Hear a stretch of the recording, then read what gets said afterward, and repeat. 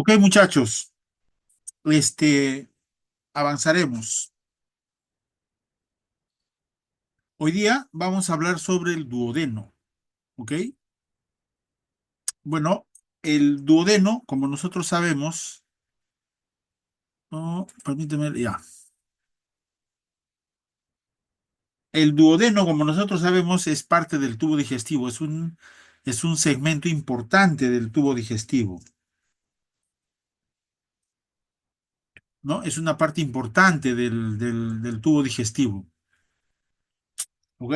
Es continuación del estómago y el duodeno va a continuar con el yeyuno ilium.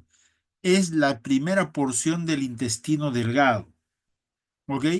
El duodeno se mantiene fijo, ¿ya?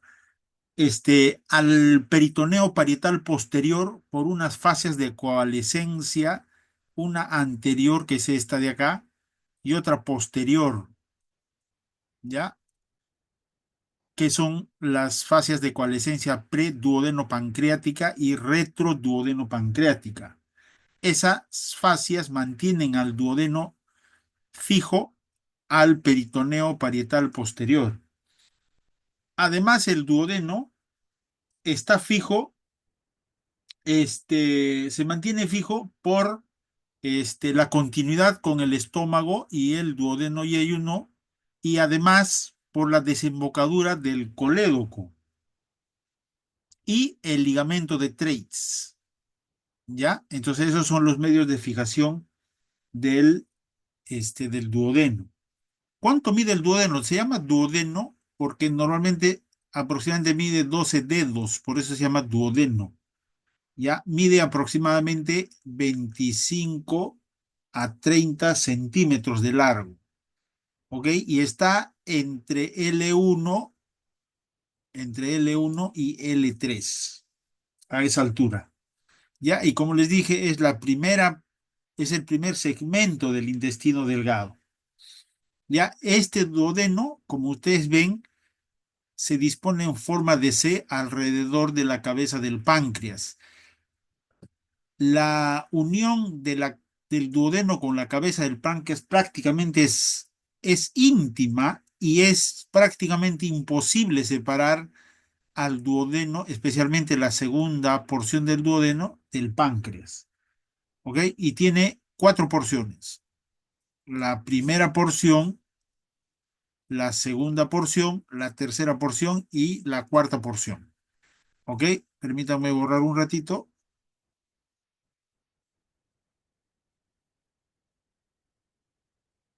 Nosotros sabemos que el duodeno tiene cuatro porciones, ¿no?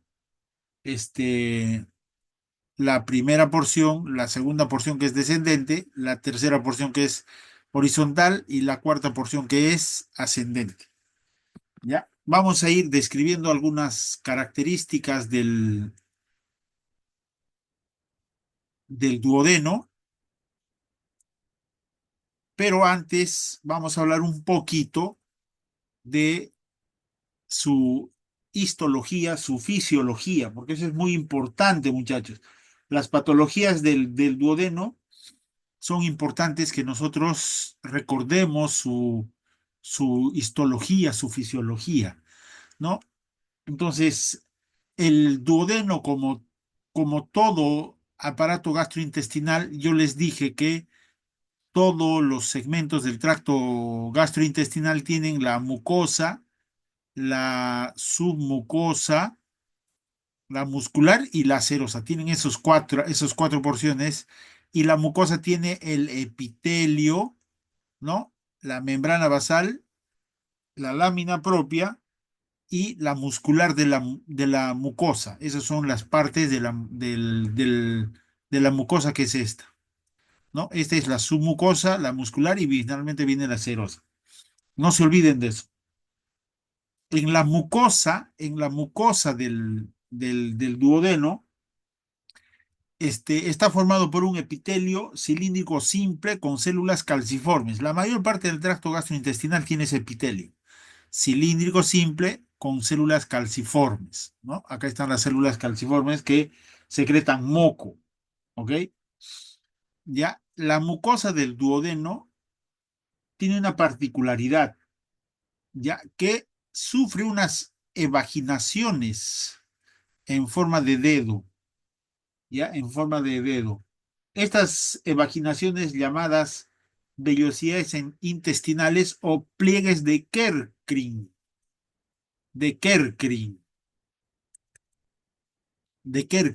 ¿ok? Entonces, la capa mucosa tiene unas evaginaciones llamadas pliegues de Kerkring. ¿Listo? Y en la base de esas evaginaciones hay unos orificios que son las criptas de Lieberkühn, ¿ya? Esas criptas de Lieberkühn, este, se disponen hasta la capa muscular de la mucosa, ¿ok? Y en la lámina propia, este es el epitelio, ¿no? Y esta es la lámina propia. En la lámina propia hay unas células linfoides. Hay unas células linfoides. Y esas células linfoides se llaman las placas de Peyer. ¿Listo? Y luego tenemos la muscular de la mucosa. Entonces, esa es la principal, las principales características de la mucosa. Y en el epitelio del duodeno tenemos los enterocitos, que son las células epiteliales, esas células cilíndricas simples.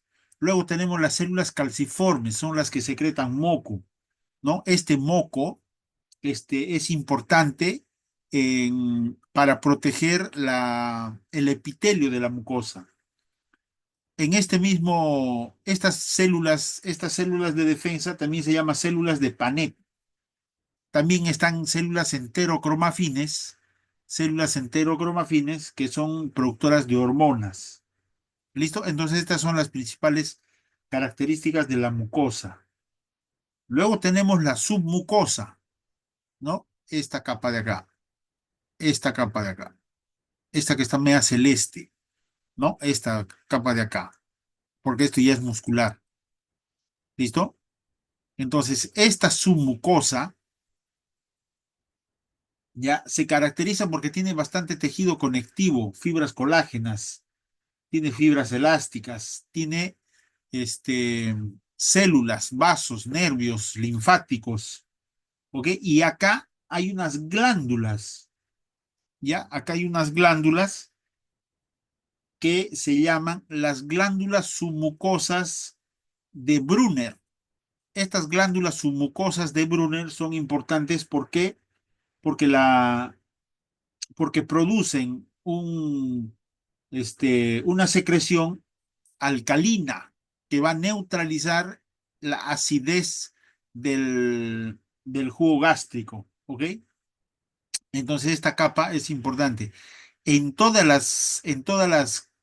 el tracto gastrointestinal, las principales capas que tiene el tracto gastrointestinal son la submucosa y el peritoneo. ¿Ya? La manipulación tosca del peritoneo produce lesión. El peritoneo también le da resistencia a la pared, este, a la pared intestinal, especialmente cuando se hace la anastomosis, ya igual que la submucosa. De la integridad de esta submucosa y del peritoneo depende el cierre de una anastomosis. ¿Ok? Entonces, estas son las principales características de la submucosa. Luego tenemos la muscular, que como nosotros sabemos es una circular interna y una longitudinal externa. Entre esas dos capas tenemos un plexo nervioso, que es el plexo mientérico de Auerbach. Y en la submucosa está el plexo submucoso de Meissner, ¿no? Que se encargan de la secreción mucosa. En cambio, el plexo mientérico se encarga de la motilidad, ¿ya? Y finalmente, como sabemos, tenemos el peritoneo.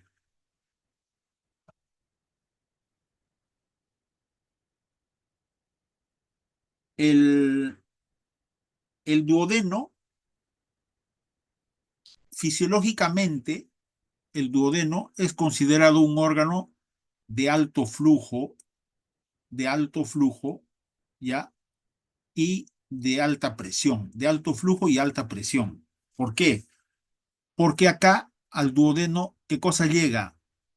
Llega casi 1,5 litros de saliva, 1,5 litros de jugo gástrico, casi 1,5 litros de ingesta, 1,5 litros de la bilis, 1,5 litros del páncreas y 1,5 litros de la producción duodenal. Si sumamos todo, casi llegan a 7 a 9 litros que desembocan en el duodeno. ¿Listo? Entonces, por eso es un órgano de alto flujo y alta presión. De estos 7 a 8 litros o 9 litros que transitan el duodeno y el yeyuno, el 90% se absorbe en el duodeno y en el yeyuno ilio, ¿ya? Y solamente llega al colon 2 litros que se absorbe casi en el 90%, es decir, que solo se eliminan en las heces 300 ml de agua. La mayor parte del líquido se absorbe en el duodeno y en el yeyuno ilion. ¿Listo? Solo 1,5 a 2 litros se absorben en el colon. ¿Ok? Esto es importante repasar, conocer, ¿por qué? Porque tanto en cualquier resección intestinal, en cualquier resección colónica, ¿no? Si acá nosotros tenemos el intestino delgado y tenemos el colon, ¿ya? Cualquier resección intestinal o en colon, sea de ascendente, transverso, descendente, si nosotros dejamos en NPO a un paciente, estos 7 litros igual van a pasar por las anastomosis, especialmente si es colon derecho. ¿Me entienden? Entonces, así dejes en NPO, está pasando gran cantidad de líquido por el intestino. Si tú, por ejemplo, operas un apéndice supuestamente complicado, con compromiso de base, ¿qué hacen tradicionalmente? NPO por 5 días, más DREN. Ya esto ya no se hace, no sirve. ¿Por qué? Porque aún dejando en NPO, acá a la válvula ileocecal le llega líquido. Entonces, no tiene sentido dejar en NPO toda vez que fisiológicamente hay una gran cantidad de tránsito intestinal, de líquido intestinal. ¿Listo? Y también esa es una de las razones por qué la nutrición enteral tiene que ser precoz, antes de las 6 horas, entre las 2 a 6 horas postoperatorias. ¿Listo? Se empieza con una dieta líquida amplia y apenas tolera, tiene que progresar a una dieta blanda o completa y suspender la vía periférica. Esa es la indicación por fisiología. Obviamente, las condiciones tienen que ser de una evolución favorable, ¿no? Si un paciente está distendido, nauseoso, con vómitos, no le vas a hacer eso, pues, ¿no? Otra cosa, a ver, permítanme. El, el duodeno tiene unas importantes funciones, ¿ya? Las principales funciones del duodeno es alcalinizar la secreción ácida gástrica. ¿Listo? Absorción de nutrientes, ¿ya? Y también tienen un efecto neuroendocrino. ¿Listo? El 80 al 100% del calcio se absorbe en el duodeno, ¿ya? Junto con la vitamina D, ¿ya? Casi la totalidad del hierro se absorbe en el duodeno, especialmente en una condición, ¿cómo se llama? En una condición, un poco ácida. Por ejemplo, si tú le das sulfato ferroso más un jugo de limón, la absorción es mucho mayor, ¿ya? Los carbohidratos, la mayoría de los carbohidratos se absorben entre el duodeno y el yeyuno, ¿ok? Casi todas las proteínas Se empiezan desdoblando en el estómago, pero casi todas se desdoblan en el duodeno y en el yeyuno, en el intestino proximal. ¿Ya? O sea, el efecto de la tripsina, quimiotripsina, la elastasa, se producen en el duodeno y la primera parte del yeyuno. ¿Listo? La mayor parte de los aminoácidos son absorbidos en el duodeno y el yeyuno. Igualito, la hidrólisis de los fosfolípidos y el colesterol que vienen de la bilis, ya se solubilizan con los ácidos en el duodeno. Entonces, ¿qué les quiero decir con eso, muchachos? Ya les quiero decir de que casi el 90% de todos los nutrientes se absorben entre el duodeno y el yeyuno, ¿ya? El ilion, en el ilion se absorbe la vitamina B12, ¿ok? ¿Ya? Junto con el factor intrínseco en el ilion. Pero el resto, la mayoría se absorbe en el duodeno y en el yeyuno, ¿ok? Eso es importante que ustedes sepan. Tomen en consideración siempre eso. Si nosotros tenemos duodeno y yeyuno, los pacientes no van a sufrir de nutrientes.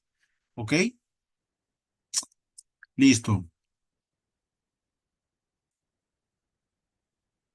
No, estas son las funciones que yo ya les había comentado, ¿no? Ahora recuerden que el duodeno está adherido al peritoneo parietal posterior por todas estas fases de coalescencia. ¿Ok? Estas fases de coalescencia. Esta anterior es la fascia preduodeno-pancreática, que también se llama la fascia de Fredet. ¿Listo? Y detrás del duodeno, de la cabeza y del duodeno, está la fascia de Treitz, ¿no es cierto? Esas son las dos fascias. Y recuerden, cuando hablemos de páncreas, vamos a volver a hablar de que el cuerpo del páncreas, el cuerpo y la cola, tienen otra fascia de coalescencia que lo une al peritoneo parietal posterior, que se llama la fascia de Toll 1, ¿ya? La fascia de Toll 1. Toll 1. ¿Listo?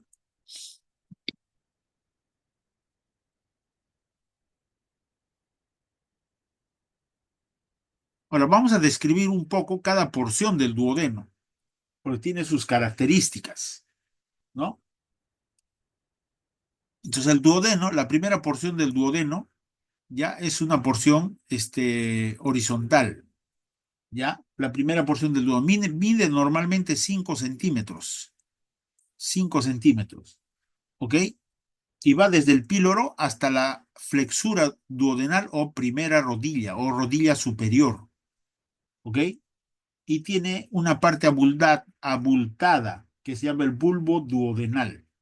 ¿Ya? Normalmente en este bulbo duodenal se inserta el ligamento hepatoduodenal. ¿Ok? Esta primera porción del duodeno está relacionada atrás con las vías biliares y la arteria gastroduodenal. ¿Ya? También por atrás que pasa la vena porta. ¿Ok? En la parte anterior generalmente se relaciona con el hígado y la vesícula. ¿Ya? También esta parte del duodeno forma parte del hiato de Wislow que nosotros hemos descrito ya, ¿no? Que está formado por el hígado, el pedículo hepático, el duodeno y la vena cava. Forma parte del hiato de Wislow. Esta primera porción por abajo se relaciona básicamente con la cabeza del páncreas. ¿Ok? Este duodeno está separado de la vena cava, ¿ya? Por tejido conectivo que se llama la fascia de Treitz. Fascia de Treitz, ¿ok? Entonces, estas son las primeras características las principales características de esta primera porción del duodeno.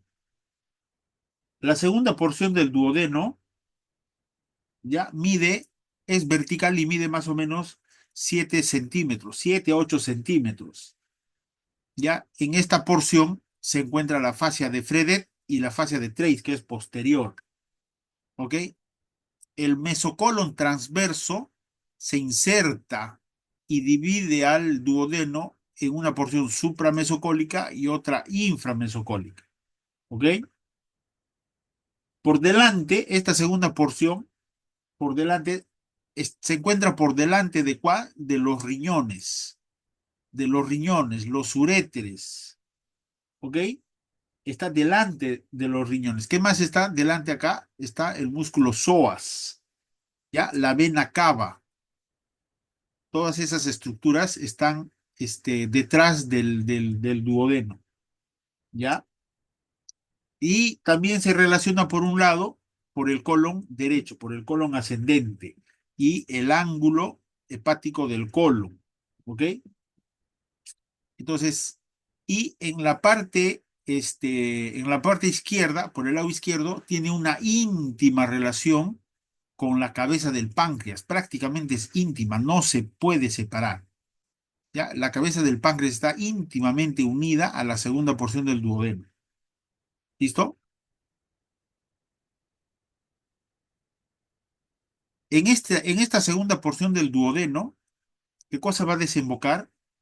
Desemboca en la cara posteromedial, desemboca el conducto biliar. ¿Ya? Acá desemboca el conducto biliar junto con el conducto pancreático. ¿Ya? Y esa unión se llama ampolla hepatopancreática. Y esa ampolla hepatopancreática produce una elevación de la mucosa del duodeno y a eso se le llama la ampolla de Batter. ¿Listo? O papila mayor o papila de Batter. Y algunas veces se encuentra la papila menor o accesoria o de Santorini. ¿Ok? La papila de Santorini. ¿Ya? Recuerden que el colédoco con el wirsum tienen un aparato esfinteriano que nosotros hemos visto y que vamos a volver a ver. Este aparato esfinteriano, que el colédoco tiene tres esfínteres, uno superior, medio e inferior, y el wirsum también tiene su esfínter. ¿Listo? Entonces, el colédoco, el wirsum, los esfínteres, la ampolla de Batters y la ampolla de Santorini, todo en su conjunto, se llama el sistema bacteriano de Boyden. Boyden, ¿ok? Todo esto forma el sistema bacteriano de Boyden.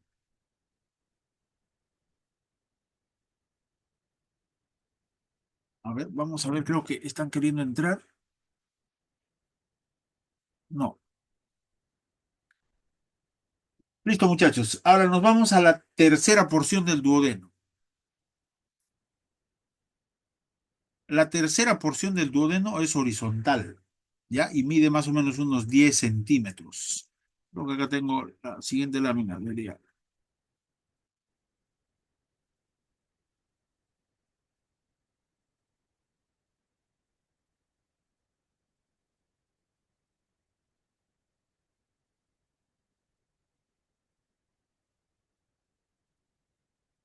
Ya, entonces la tercera porción del duodeno es horizontal y mide 10 centímetros, más o menos, ¿no? Se encuentra más o menos entre L3 y L4, ¿ya? Desde el lado derecho del, de la L3, ¿ya? Hasta el borde de la aorta. Así, se encuentra entre esos segmentos, ¿ok? Entonces, esta es la porción horizontal y se va a continuar con la porción ascendente, ¿ya? Entonces, esta tercera porción está delante de la columna vertebral, ¿ya? Delante de la columna vertebral y los vasos mesentéricos lo pasan por delante y generalmente marcan el límite entre la tercera y la cuarta porción, ¿ok? Esta porción está en contacto con todo el intestino delgado, básicamente. Por delante se encuentra el colon, el mesocolon, ¿ya? Y por detrás, esto se va a relacionar con la columna vertebral, por ahí pasan los uréteres, ¿no?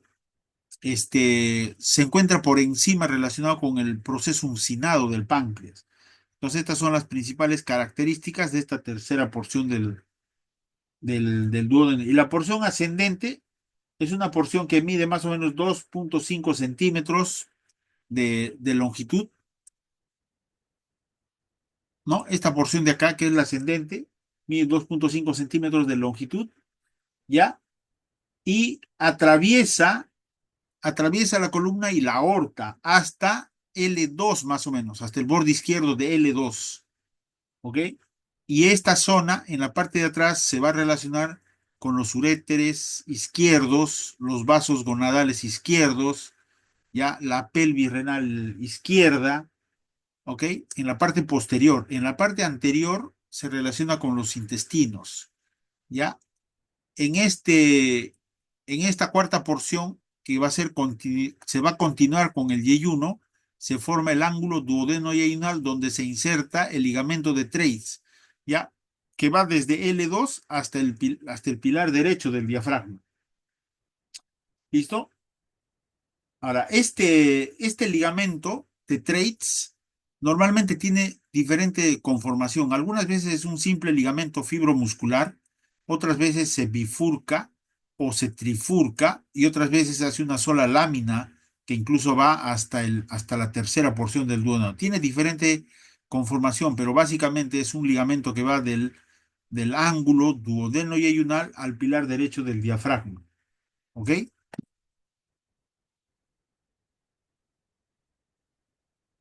Entonces, esta es la representación esquemática del, de la desembocadura del conducto colédoco y el Wilson en la ampolla de Vater. ¿Ok? Como les decía, toda esta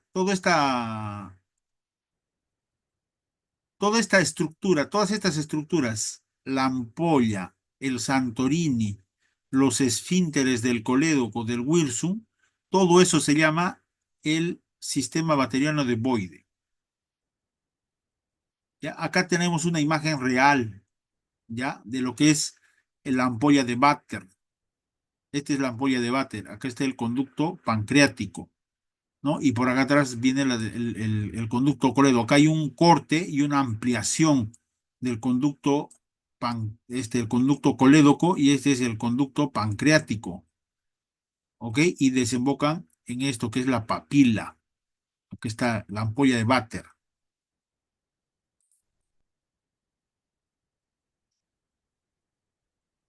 Acá como les decía, ¿no? El ligamento de Treitz tiene diferente conformación. Ahora, para hablar de la irrigación pero quiero ver si.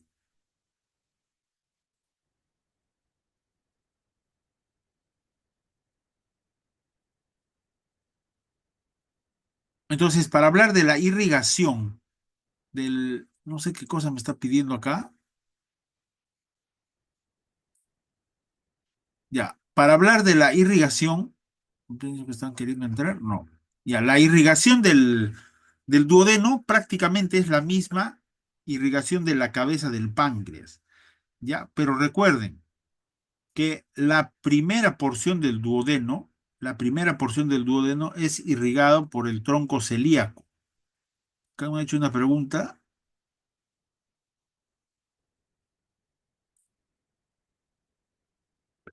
Me dicen las láminas, pero, o sea, son casi las mismas láminas. Todas las porciones son casi las mismas, ¿ya? Son casi las mismas todas las porciones. Entonces, la primera porción del duodeno es por el tronco celíaco y desde la segunda porción del duodeno es mediante la arteria mesentérica, superior, ¿ok?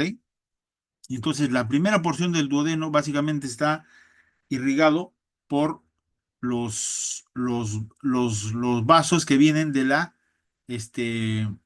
hepática. La hepática da una rama que se llama la gastroduodenal. Esta rama gastroduodenal va a emitir unas ramas supraduodenales, retroduodenales, ¿ya? Y una arteria que se llama la arteria este, pancreato duodenal superior posterior. ¿Ok? Entonces, la primera porción del duodeno está irrigado por el tronco celíaco mediante la arteria gastroduodenal. ¿Ya? Desde la segunda porción, la segunda, la tercera, la cuarta, está irrigado por la arteria mesentérica superior. Esta arteria mesentérica da una rama que se llama la pancreato duodenal inferior, que tiene dos ramas, una anterior y una posterior, que se juntan con las ramas de la gastroduodenal. La gastroduodenal da una rama pancreato duodenal, también anterior, posterior y superior anterior, ¿ya? Y se van a formar dos arcadas, arcada pancreato duodenal anterior y posterior. Estas dos arcadas van a emitir unos vasos rectos que van a irrigar al duodeno y a la cabeza del páncreas. ¿Ok? Entonces recuerden que la primera porción del duodeno está irrigado por el tronco celíaco y desde la segunda en adelante por la arteria mesentérica superior. Ahora, el drenaje venoso de la,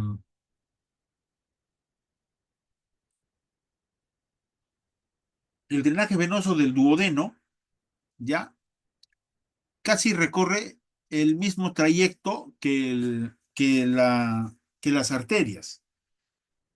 Pero recuerden que la arcada posterior tiene su arteria pancreato duodenal superior posterior, ¿ya? Esa pancreato duodenal superior posterior desemboca directamente en la vena porta, ¿ok? La arteria pancreato duodenal superior anterior se va a juntar junto con la gastroepiploica y la cólica media en un tronco que se llama el tronco de Henle, que desemboca en la mesentérica superior, ¿ya? Y las venas pancreatoduodenales inferiores van a drenar también en la vena mesentérica superior, ¿ok? Ahora, los linfáticos, el drenaje linfático del duodeno ya comienza en la pared, como la mayoría de los drenajes linfáticos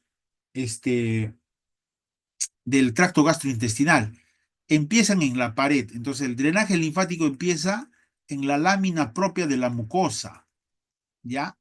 De esa lámina propia van a dirigirse a la submucosa, donde hay también ganglios linfáticos en la submucosa.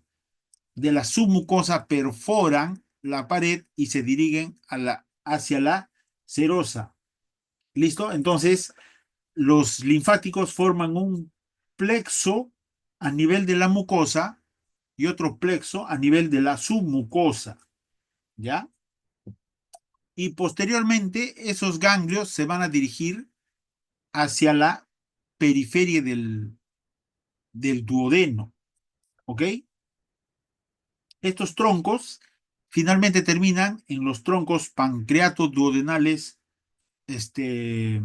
anteriores y posteriores, ¿ok? Entonces el drenaje linfático comienza en la lámina propia, se dirige formando el plexo linfático de la lámina propia, de la mucosa, luego el plexo de la submucosa y finalmente terminan en los ganglios pancreatoduodenales anteriores y posteriores.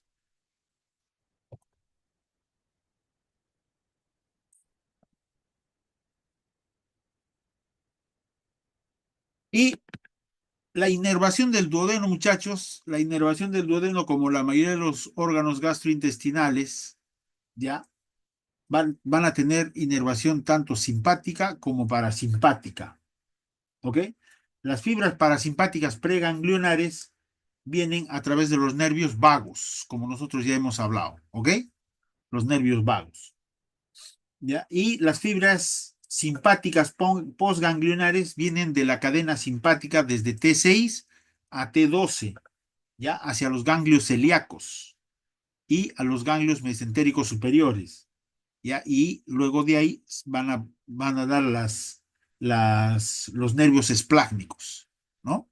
Entonces, tanto el duodeno como el estómago tienen inervación simpática y parasimpática, ¿no? Nosotros sabemos que la inervación parasimpática es mediante este, el sistema colinérgico, pues, ¿no es cierto? Que va a ser fundamental en la producción del ácido clorhídrico.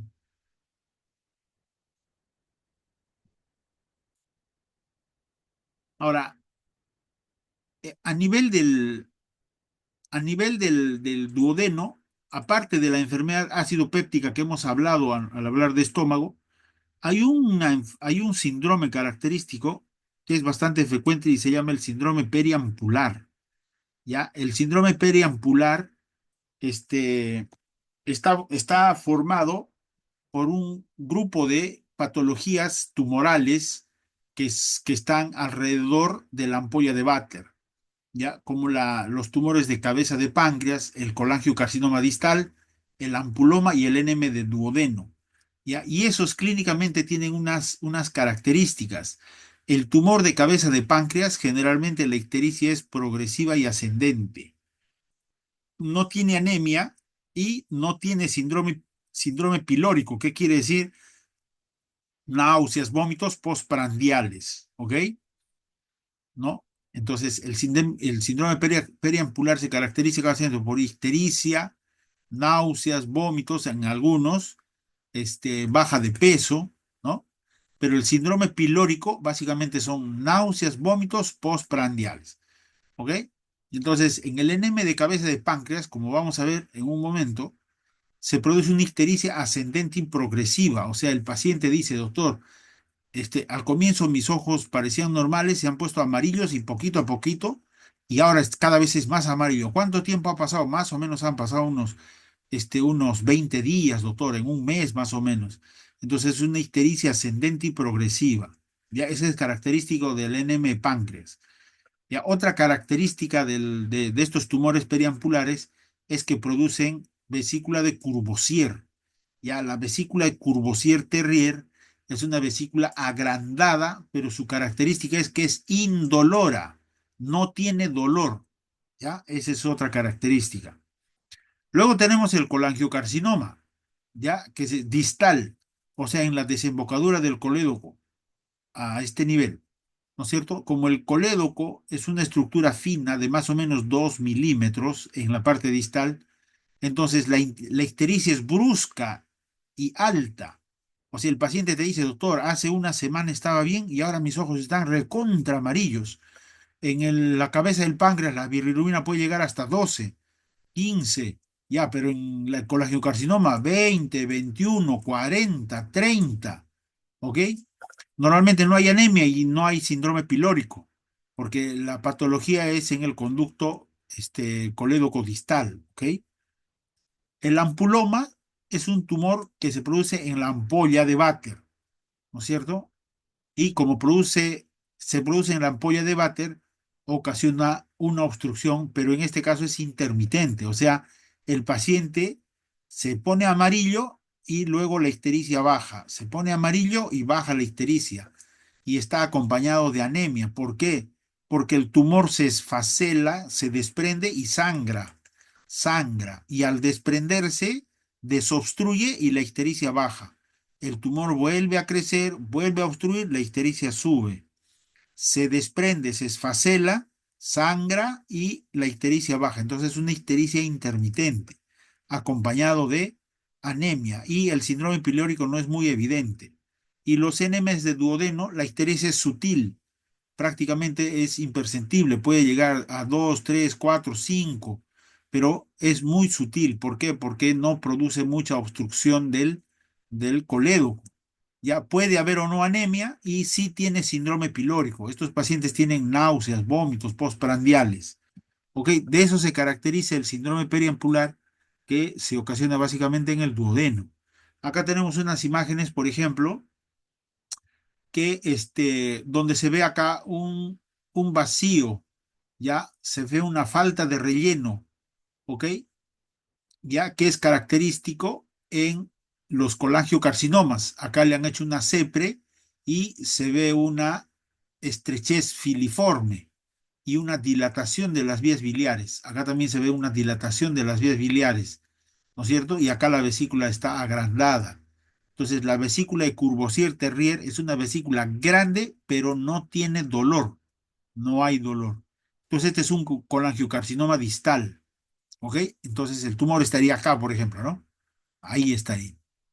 Este es un tumor de cabeza de páncreas, ¿no? Si se dan cuenta, el tumor de cabeza de páncreas obstruye el drenaje biliar, por eso es que acá la ictericia es ascendente y progresiva. En cambio, acá en el colangiocarcinoma, de un momento a otro se obstruye la vía biliar y la ictericia es brusca y generalmente más de 20, ¿no? Las bilirrubinas están bien elevadas. Este es un ampuloma. Entonces, estos tumores, si se dan cuenta, se esfacelan y se desprenden, ¿no? Y cuando se esfacela, sangra. Y cuando se desprende, desobstruye la vía biliar. ¿No es cierto? Entonces acá la ictericia es intermitente, pero se acompaña de anemia. ¿Listo? Y este es un tumor duodenal, ¿no es cierto? A medida que va creciendo, obstruye el pasaje de los alimentos y produce síndrome pilórico. ¿Ya? Y algunas veces no obstruye la vía biliar, y si obstruye es muy leve. Entonces, estas son las principales características de clínicas que hay en los tumores periampulares. ¿Cuál es el tratamiento de estos tumores periampulares? La pancreatoduodenectomía cefálica, ¿ok? O sea, lo que se conoce como operación de Whipple. Ese es el único tratamiento, es decir, se saca toda la cabeza y el duodeno, ¿ok? Ese es el tratamiento de esta enfermedad, ¿no? En este caso se tendría que sacar todo el duodeno y la cabeza del páncreas, pues, ¿no es cierto? Porque el problema está acá, tumor periampular, ¿no? El problema está acá, ¿no? Acá es el problema, periampular, esta es la ampolla de Vater. Entonces los tumores son los colangiocarcinomas distales acá, el ampuloma, el tumor de cabeza de páncreas que obstruye y los tumores duodenales, ¿no? Que están cerca a la ampolla de Vater, ¿ok? Listo, muchachos. No sé si tienen alguna pregunta, pueden abrir su micrófono o escribir en el chat. Doctor, buenas noches. Quería preguntarle, en el caso de los traumas duodenales, Ah, ya, ¿qué recomienda usted o sea, se haya hecho ya una sutura? Por ejemplo, vi hace un par de días un trauma en un caso de que se realizó CEPRE y perforaron el duodeno, ¿no? Entonces, ¿qué recomienda en eso, en el tratamiento en el caso de esos accidentes, ¿no? ya. Mira, en el caso del traumatismo, en el caso del traumatismo duodenal o duodeno pancreático, ya. Entonces hay grados del traumatismo duodeno pancreático, ¿no es cierto? Dependiendo al daño de la circunferencia del duodeno y si hay compromiso del páncreas y de la vía biliar, ¿no es cierto? En el caso del paciente que tú has visto, donde se ha, se ha perforado el duodeno a ver, vamos a ver por acá, alguna imagen. Ya, en el caso de una perforación duodenal, por ejemplo, ellos, ¿qué han hecho? Han hecho una endoscopía, han entrado a la endoscopía, han canulado la vía biliar, ¿no es cierto? Y lo que han querido es cortar este, esta ampolla, hacer una papiloesfinterotomía, ¿ok? Entonces, al hacer eso han perforado el duodeno. Entonces, el tratamiento de esa perforación duodenal es rafía duodenal, nada más. Ese es el tratamiento de la perforación por POSEPRE, ¿no? En la perforación por POSEPRE, el tratamiento es rafía duodenal nada más. Lavado de cavidad, aspirado secado y CEPRE. Ahora, el lavado, recuerda que el lavado tiene que ser un lavado sutil, escaso, nada más, no un lavado profuso. Ahora, en los traumatismos que son de primer, segundo grado, el tratamiento es rafía. ¿Ya? Acá vamos a ver un dibujito. Ya, acá. Entonces, cuando el traumatismo es de primer y segundo grado es primero que no afectan toda la circunferencia y no ha estado comprometido en la cabeza del páncreas. ¿Listo? Entonces, en los de primer y segundo grado, entonces el tratamiento es la rafía duodenal. Pero cuando está comprometido ya la cabeza del páncreas, las vías biliares, ¿no? El tratamiento de esos pacientes es una rafía con exclusión pilórica. Es decir, hay por acá ver la cirugía de emergencia, ¿ya? Estoy hablando de cirugía de emergencia. En estos casos, lo que tú tienes que hacer es, cuando el traumatismo es de primero y segundo grado, rafía duodenal. Cuando es por perforación posefre, rafía duodenal, nada más. Eso es lo que se hace. Pero cuando ya hay compromiso de las vías biliares de la cabeza del páncreas, lo que tú tienes que hacer es, si solamente está comprometido el duodeno, ¿ya? Entonces tú haces una exclusión pilórica. Abres el estómago, haces una jareta y haces una derivación gastroentérica. ¿Entiendes? Ese es el tratamiento de los traumatismos severos.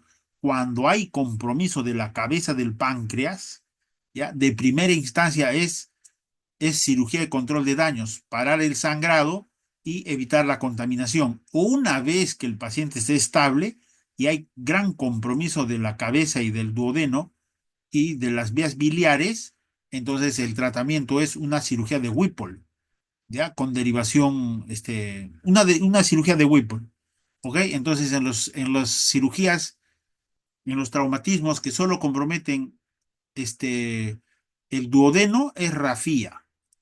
Cuando ya hay compromiso duodeno pancreático, algunas veces se hace exclusión duodenal, exclusión pilórica. Ya en un traumatismo severo, primero controlas el sangrado, después la contaminación, y si el compromiso es muy severo a nivel de la cabeza y el duodeno está estallado, entonces la cirugía es la duodenopancreatectomía o cirugía de Whipple, pero en condiciones favorables, pues, ¿no?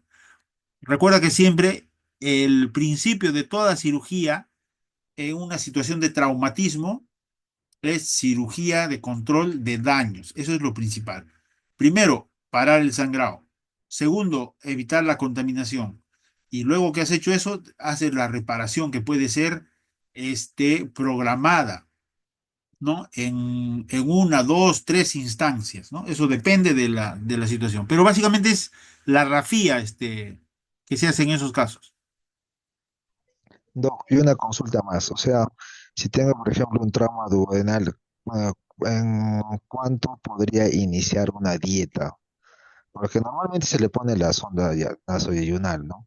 Pero posterior a eso se podría dar líquidos al cuarto, quinto día, o tengo que esperar a Esa es tres a una cinco muy días. buena pregunta. Mira, esa es una muy buena pregunta que te voy a llevar a la primera lámina. Por eso es importante, muchachos, es importante, muchachos, el ser, el ser un médico, ¿ya? El ser un médico implica mucho, ¿ya? Antes de ser cirujano tienes que ser médico, ¿ok? Para ser médico tienes que saber anatomía, fisiología, histología, embriología, fisiopatología, ¿ya?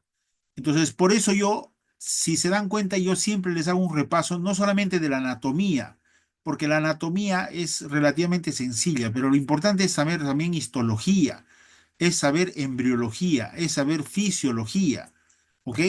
Entonces, yo que les comenté al comienzo, yo que les comenté, ¿cuánto de líquido en situaciones normales le llega al duodeno?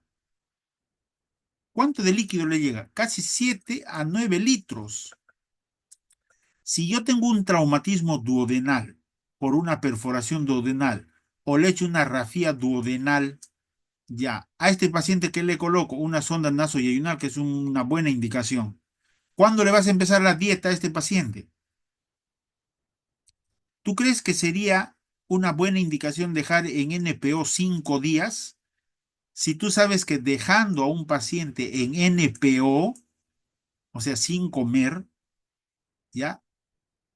En los primeros minutos está transitando toda esta cantidad de líquido, porque la bilis se sigue produciendo, el duodeno sigue produciendo, el páncreas sigue produciendo, la saliva sigue produciendo, el jugo gástrico sigue produciendo, menos la ingesta que está en NPO, digamos. Pero ¿cuánto de líquido está transitando por esta rafía? Casi 7 litros. Entonces, si tú operas a un paciente con una perforación duodenal, le has hecho una rafía duodenal, le has pasado tú una sonda nasoyeyunal, tú por esta sonda nasoyeyunal tienes que darle de manera precoz, a las 6 horas ya debe estar recibiendo nutrición trófica, ¿ok? Si está llegando 7 litros de agua y el paciente está estable, ha seguido todos los principios de la cirugía, la manipulación ha sido prudente, has hecho cirugía de control de daños, el paciente está estable, ¿ok? Entonces, ¿tú crees que a los 7 litros, 9 litros que está llegando acá al duodeno, darle una tacita de agua le va a hacer algo o va a ocasionar dehiscencia de anastomosis, de rafía? No, pues la rafía, hay dehiscencia de las rafías no por un poco de agua que le estás dando, sino porque la anastomosis se ha hecho en condiciones no favorables, digamos, ¿ya? Pero el hecho de que tú le des un poco de agua, eso no va a favorecer, no va a producir una dehiscencia, ¿ya? Eso es un concepto equivocado. Dejar en NPO por mucho tiempo a un paciente de esas características no es una buena indicación. Tú le tienes que iniciar alimentación precoz. Si ya le has dejado nutrición, sonda nasoyeyunal, esa sonda nasoyeyunal tiene que recibir nutrición precoz. Ahora, y tú ya lo estás nutriendo al paciente, ¿ok? ¿Qué pasa si tú, por ejemplo, a los 2 días el paciente está recontraestable, abdomen blando, depresible y de preferencia no has dejado dren, no dren, ya no le has dejado dren, porque los drenes incrementan la dehiscencia de las suturas, aumentan la morbimortalidad de los pacientes, ¿ok? No sirven para avisar nada, no avisan nada, no son ojos de nada, eso no, son conceptos equivocados, ¿ya? Si vas a usar dren laminar, peor, si es un dren laminar, peor. Si vas a dejar un dren, que sea pues un dren de circuito cerrado, ¿ok? Entonces, en estos pacientes con una buena evolución, la alimentación tiene que ser precoz. Precoz. Precoz es, si le has dejado sonda nasoyeyunal, a las 12 6 horas ya tiene que estar recibiendo. Obviamente el paciente tiene que tener todas las condiciones, pero ¿no? Se va evaluando, ¿ok? Pero la idea es alimentación precoz, ¿ya? Si tú le das dieta líquida amplia a este paciente, la dieta líquida amplia, ¿qué cosa es? Gelatina, un poquito de caldo. Ya, ¿tú crees que esto va a ocasionar algún daño al paciente? No, no, al contrario, ¿ok? Pero clínicamente el paciente tiene que tener condiciones, pues, ¿no? Si tú tienes un paciente distendido, con náuseas, vómitos, obviamente pues no vas a hacer todo esto, pero la idea es alimentación precoz, muchachos. Recuerden que los pacientes, por ejemplo, con manga gástrica, con bypass gástrico, al día siguiente le dan de comer los cirujanos, ¿no? Estos cirujanos, cuando hacen su, su manga gástrica, al día siguiente están comiendo los pacientes. Entonces, ¿por qué una cirugía como esta, que es más cruenta? ¿Por qué una rafía duodenal tú le vas a dejar en NPO 5 días? ¿Por qué en una apendicitis supurada con compromiso de base, por qué le vas a dejar en NPO 5 días? Si sabes que llega agua, llega líquido, no tiene sentido. ¿Ok? Entonces recuerden mucho, eso cuando nosotros hablemos de protocolo ERAS, ya, cuando hablemos de protocolo ERAS, este tema volvemos a tocar, ¿no? El protocolo ERAS es un protocolo este, que, que tiene unas indicaciones preoperatorias, intraoperatorias y posoperatorias, que básicamente son alimentación precoz, manejo del dolor, no uso de drenes, no uso de catéteres, movilización, etcétera, etcétera. Hay varias, hidratación, por ejemplo, ¿no? La hidratación tiene que ser restrictiva, ¿no? Entonces, hay una serie de recomendaciones que se hacen en el protocolo ERAS que permiten una recuperación rápida de los pacientes. Una de esas es la indicación de alimentación, que nosotros vamos a volver a tocar cuando hablemos de protocolo ERAS, pues. ¿Ya? Pero en este caso, como te repito, la alimentación tiene que ser precoz, precoz, muchachos, así como algunos precoces. ¿Qué más? ¿Alguna otra pregunta por acá he visto que han escrito? A ver, déjenme leer. Doctor, la lesión duodenal por herida, igualito, por herida de arma de fuego igual. El principio es el mismo. Doctor, bueno, tengo una pregunta. También se ha visto que el ingerir proteínas animales y azúcares en sí mejora la absorción de hierro en el duodeno. ¿Por qué se da eso? Bueno, la absorción de hierro, la mejor absorción de hierro en el duodeno básicamente es asociado a cítricos y mejor en situaciones ácidas. Por eso es de que se recomiendan, por ejemplo, a las 11 de la mañana. ¿Por qué? Porque el desayuno es a las 8 de la mañana, fuera de los alimentos, ¿no? Y el almuerzo a la 1. Entonces el estómago, en pocas palabras, está vacío y un medio ácido. En esas condiciones la absorción del hierro es mayor, ¿ok? Básicamente es por eso, ¿no? Y la otra pregunta, en heridas de bala es lo mismo, una perforación duodenal se tiene que manejar de la misma manera. La herida de bala puede ocasionar solo lesión duodenal o solo lesión duodeno-pancreática. Y la lesión duodeno-pancreática puede ser leve, moderada, severa, de primero, segundo, tercer, cuarto grado, depende. ¿Ok? Depende de todo eso. Pero si solo es una lesión duodenal de primero o segundo grado, la rafía es la indicación. Y si está con rafía, la alimentación tiene que ser precoz. Precoz, muchachos. Precoz. ¿Qué otra pregunta tienen? ¿No tienen más? ¿O hay algo que Y quieran preguntar? doctor, ¿y usted qué hilos recomienda y qué tipo de sutura recomienda en la rafía de duodeno? Hilos, hilos no, suturas intestinales. ¿Ya? Entonces, las suturas más recomendadas, las que han mostrado mejor evidencia, son las suturas absorbibles de larga data, o sea, con la absorción prolongada. Por ejemplo, el polipropileno, ¿ok? Monofilamento. Esas son las mejores suturas que se tienen que utilizar en el aparato gastrointestinal, ¿ok? El PDS, por ejemplo, es otra sutura recomendada en el aparato gastrointestinal. ¿Ya? De preferencia, tiene que ser absorbible monofilamento. Y esa es, por ejemplo, el polipropileno.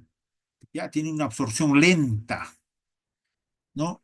Tiene una absorción más lenta que el Bicril, por ejemplo. El Bicril es multifilamento. La seda multifilamento no se ha recomendado. ¿Ya? Pero las mejores suturas son las suturas absorbibles monofilamento. Y si tiene absorción lenta, mejor. ¿Ok? Ahora, ¿qué sucede en los hospitales MINSA? En los MINSA solamente hay Bicril, seda, caucrómico, no hay más, y el lino, no hay más. Entonces, ¿qué se utiliza? Lo que más se utiliza es el Bicril, ¿no? El Bicril. Ahora, en e-salud de estos muchachos, sí cuentan, por ejemplo, con polipropileno, PDS. Ya, el costo no hay mucha diferencia en el costo actualmente. Entonces, la recomendación es esa. La mejor sutura es monofilamento absorbible, ya, de absorción lenta, obviamente, el polipropileno. Así es, muchacho. Pero si tienes vicril, vicril. Si tienes seda, seda. Si tienes lino, lino. Si tienes cadut, cadut. O sea, lo que tengas, pues, ¿no? ¿Qué vas a hacer? ¿Qué más, muchachos? ¿Alguna otra pregunta?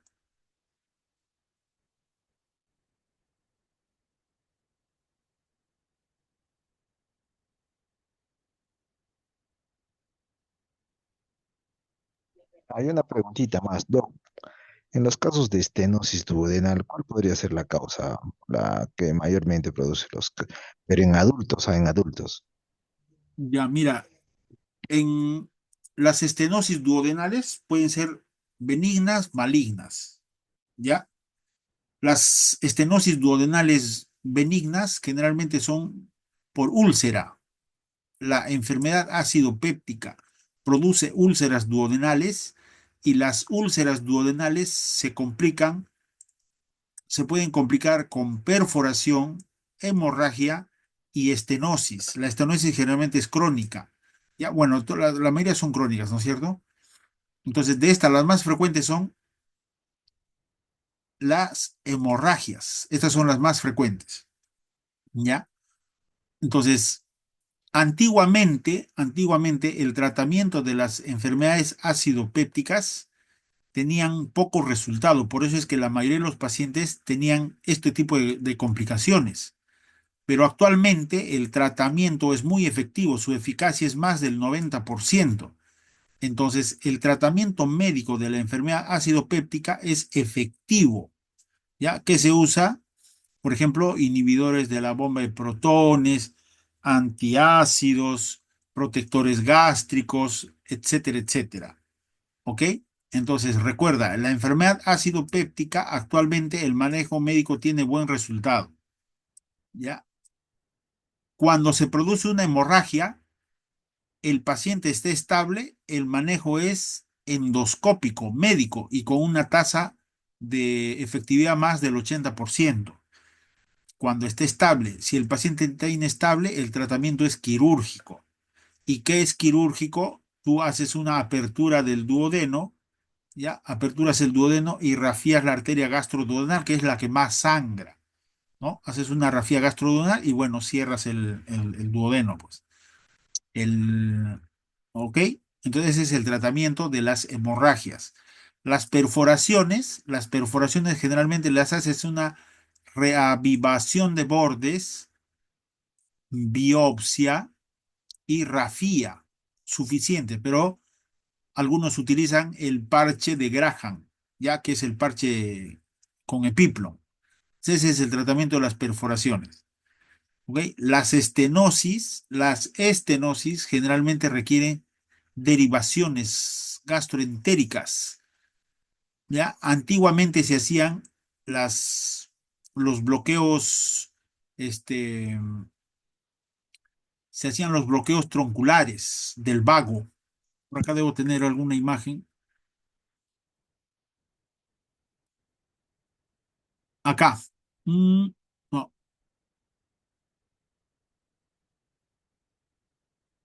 ya, ¿no? Recuerda que ayer hemos hablado de eso, ¿ya? Entonces, lo que hacías eran las vagotomías que podían ser tronculares, donde producías denervación gastroduodenal e incluso hepática, porque el vago da una rama hacia el hígado. Bueno, el estómago está rotado, ¿no? También hacías selectivas, cuando hacías una sección pero distal a la rama hepática y donde solamente, o sea, en las vagotomías tronculares tú denervabas el gastroduodeno y el hígado. Entonces estas cirugías producían muchas complicaciones en el vaciamiento gástrico. Por eso es que estas cirugías necesitaban piloroplastías o derivaciones. Igualito, las vagotomías selectivas también producían dificultad en el vaciamiento gástrico y también necesitaban derivaciones, piloroplastías o derivaciones gastroentéricas. Y después hicieron las vagotomías supraselectivas, que es la sección de las patas de ganso, que solamente denerva el estómago, pero no el antro, ¿ok? Entonces, esas vagotomías, que son las tronculares selectivas y supraselectivas, ¿ok? Actualmente ya no necesitas, ¿ya? ¿Por qué? Porque como te digo, el tratamiento médico es efectivo, ¿listo? Entonces, en una, tanto en una perforación, en una hemorragia o en una estenosis, especialmente en la estenosis es una derivación gastroentérica, ¿no? Y si te da la estenosis, por ejemplo, podrías hacer una piloroplastia, ¿ok? Pero lo que más se hace en una estenosis duodenal es una derivación gastroentérica. Y si es en Iderux, mejor. Entonces, el tratamiento de las complicaciones duodenales, de las úlceras duodenales, que hemos hablado de eso ayer en estómago, básicamente son, si es una perforación, la rafía. Es suficiente la reavivación del borde más la rafía. ¿Ok?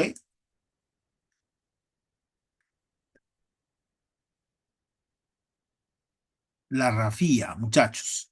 Si es una hemorragia, el paciente, en una hemorragia, en un paciente estable, el tratamiento es endoscópico.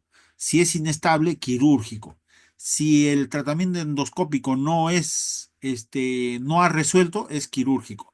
Y en las estenosis tú puedes hacer piroroplastia o puedes hacer una derivación gastroentérica o gastroduodenal, como quieras. Listo, muchachos. ¿Qué más? ¿Alguna otra pregunta más?